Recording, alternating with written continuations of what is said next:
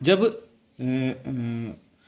जो सूर्य की जो ऊर्जा है, सूर्य की जो सौर किरणें हैं, वो क्या करती है निर्वात में। हमने पिछले बिंदु में पढ़ा भी है कि वायुमंडल में 10,000 किलोमीटर तक हमने वायुमंडल को माना है। 10,000 किलोमीटर जो एरिया है वो बहिर्मंडल के रूप में जाना जाता है। उसके बाद में जो क्षेत्र है अंतरिक्ष का, वो निर्वात के रूप में है। निर्वात का मतलब होता है कि वहाँ पे कुछ भी नहीं है, वहाँ वायुमंडल भी नहीं है। तो जब सूर्य की किरणें निर्वात से होकर के गुजरती है तो उस विधि को हम कहते हैं विकिरण विधि। उसे क्या कहेंगे? विकिरण विधि। तो सूर्य की जो ऊर्जा है वो पृथ्वी तक किस विधि द्वारा पहुंचती है? विकिरण विधि। महत्वपूर्ण क्वेश्चन है, याद रखना है कि किस विधि से पहुंचती है? विकिरण। यानी जो किरणें हैं वो क्या है? विशिष्ट हैं। विकिरण, विशिष्ट किरणों के द्वारा वो पृथ्वी तक पहुंचती है। यानी किरणें विशिष्ट होगी तभी ही वो निर्वात से गमन करेगी। तो आपको जहाँ तक है याद हो गया होगा कि जो सूर्य की जो ऊर्जा है, सूर्य की जो किरणें हैं वो पृथ्वी पर किस विधि से पहुंचती है? विशिष्ट किरण विधि से। यानी निर्वात में से वही किरणें निकल सकती है जो विशिष्ट होती है। तो इसलिए इसे क्या कहते हैं? विकिरण विधि। Very good.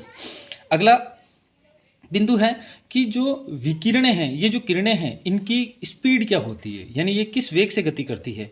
तो इनका वेग है, इन किरणों का वेग है 3 × 10⁸ मीटर प्रति सेकेंड। यानी ये इस वेग से गति करती है, अर्थात 3 लाख किलोमीटर प्रति सेकेंड। यानी एक सेकेंड में कितने किलोमीटर चल जाती है ये? 3 लाख किलोमीटर। तो दो ऑप्शन में आपके सामने आ सकता है, 3 लाख लिखा हुआ भी या मिल सकता है आपको, या 3 × 10⁸ मीटर प्रति सेकंड भी लिखा हुआ मिल सकता है। तो जो विशिष्ट किरणें होती है जिन्हें हम विकिरण कहते हैं, उन विकिरणों की गति क्या होती है? 3 × 10⁸। तो सूर्य की आपने 5 बातें याद हो गई होगी।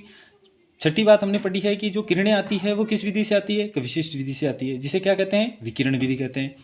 उन विकिरण विधियों की जो गति है वो क्या रहती है? 3 × 10⁸ मीटर प्रति सेकेंड।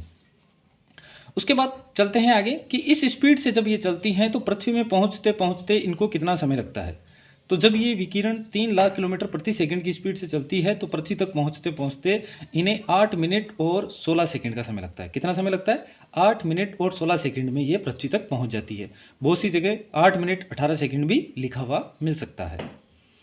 अब ये जो विकिरणें, ये जो किरणें हैं वो जो पृथ्वी पर आती है, तो जब आती है पृथ्वी पर आती है तो इन्हें लघु तरंग कहा जाता है। और जब ये पृथ्वी से लौट करके वापस जाती है तो इन्हें क्या कहा जाता है? दीर्घ तरंगे कहा जाता है। सवाल ध्यान रखना, पूछा जा सकता है कि जब पृथ्वी से वापस